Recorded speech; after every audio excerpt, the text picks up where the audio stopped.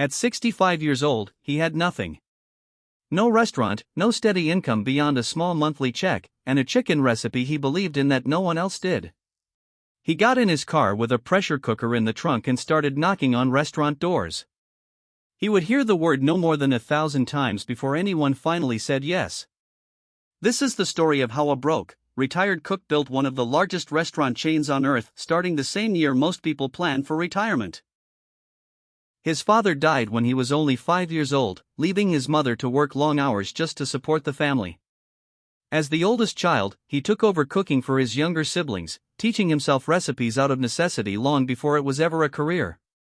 He left school in his early teens and spent the next several decades drifting between jobs: farmhand, streetcar conductor, army private, blacksmith's helper, railroad fireman, insurance salesman, ferry operator, tire salesman. None of them lasted. None of them felt like the right fit. In his 40s, he ran a small gas station in a small Kentucky town during the depths of the Great Depression. To bring in extra money, he began cooking meals for hungry travelers passing through: fried chicken, made from a recipe he'd spent years perfecting with a specific blend of herbs and spices. Word spread. The gas station eventually grew into a full restaurant and motel, packed with customers who drove for miles just for his chicken. Local officials were so impressed they gave him an honorary title, Colonel, one he would carry proudly for the rest of his life. For years, the restaurant thrived. Then in the 1950s, a new interstate highway was built nearby, rerouting traffic away from his town entirely.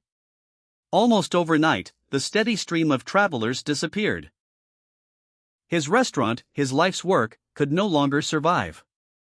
At 65 years old, he was forced to sell the restaurant at auction. After settling his debts, almost nothing was left. His only steady income was a Social Security check for roughly $100 a month, barely enough to survive on, let alone rebuild a life with. Most people his age were thinking about retirement. He was starting completely over, with nothing but a chicken recipe he still believed in. He packed his car with a pressure cooker and his blend of herbs and spices, and began driving from restaurant to restaurant, cooking his chicken on the spot for owners, offering them a simple deal: use his recipe and method, and pay him a few cents for every piece of chicken they sold. Most owners said no immediately. Some didn't even let him finish his pitch. He slept in his car between stops to save money, cooking demonstrations in diner kitchens across state after state, hearing rejection after rejection. By the time someone finally said yes, he had reportedly been turned down over 1,000 times.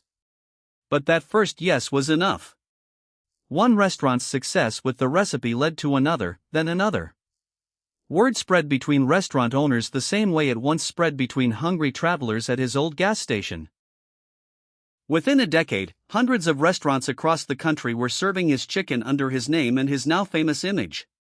What had started as one man driving alone with a pressure cooker in his trunk became one of the largest restaurant franchises in the world, eventually spreading to countries across the globe.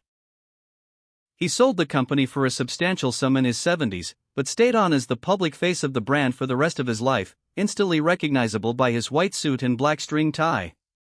He once said that no is only a temporary answer, and that giving up simply means someone else gets to succeed instead of you.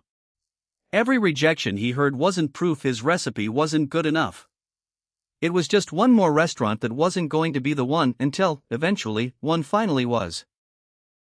If this story inspired you, subscribe to the Setback Files. Every week, we uncover the real struggles behind the world's greatest success stories.